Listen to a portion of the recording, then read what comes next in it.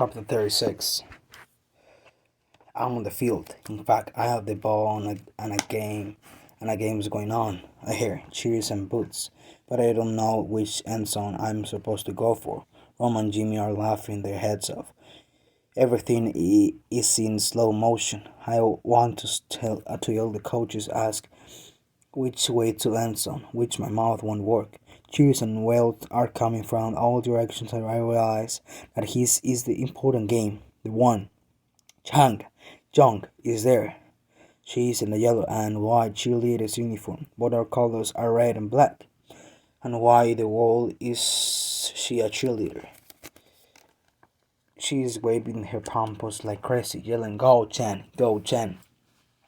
Suddenly I can see where the end zone is, and I take off toward it.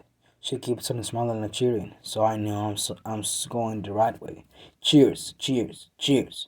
My alarm clock is ringing its head off. I pack my soccer cleats in my bag as I head downstairs. Are you here? Like for real? All Pro ask. No, I'm a ghost. I said unpacking my stuff. Ram and Jimmy weren't there to greet me. When I asked Miko where they were, he said he didn't know. He seen them head off with Coach and that had been that. Hey Kim, get your body in gear, Kenny yelled. Then he tipped the bill of his cap toward me. We're glad you're back. The locker room stinks of frost, jockey, medicine, and sweat. I couldn't believe how good it smelled. Out in the field, the tennis courts were empty, and I started thinking about rain again.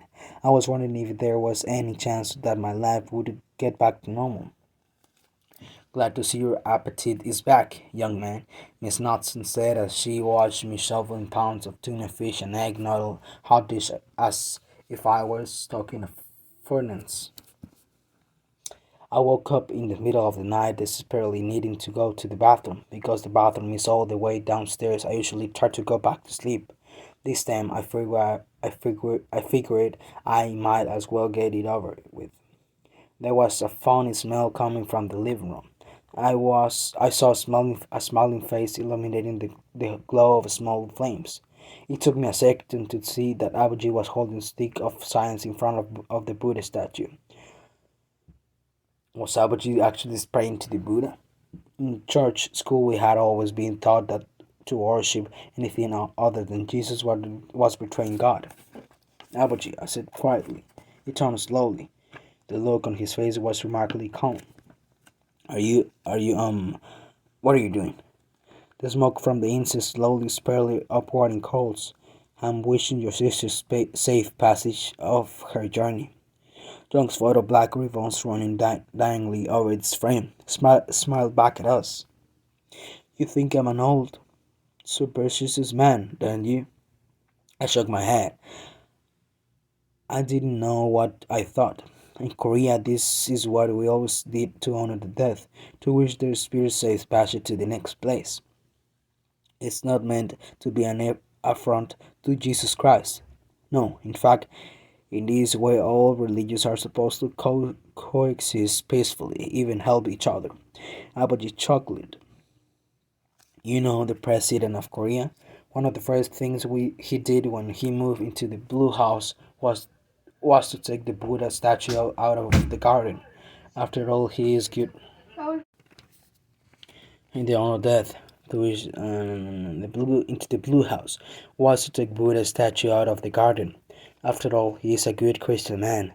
But that year, all sorts of bad things happened in Korea. Bridges collapsed, buildings fell, so much that the people started calling him the accident president. So that does this man do? He has the Buddha statue brought back. At night, of course, so people don't see. He is still a good Christian. He put the statue back just in case. The lights from the candle in the incense cast a warm glow on Aboji's face and smoothed out of some of his wrinkles.